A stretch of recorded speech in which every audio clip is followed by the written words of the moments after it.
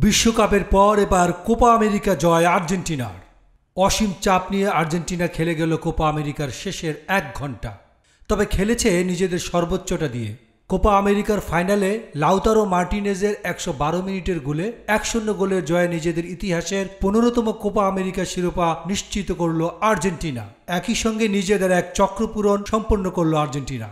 2021 সালে Copa America, 2022 সালে বিশ্বকাপ জয় আর 2024 সালে কোপা আমেরিকা। টানা 3 আন্তর্জাতিক ট্রফি জয়ের এক বিরল রেকর্ড গড়ল আর্জেন্টিনা, যে কীর্তি ছিল কেবল স্পেনের। 2008 থেকে 2012 পর্যন্ত ইউরো এবং বিশ্বকাপের শিরোপা জিতেছিল তারা।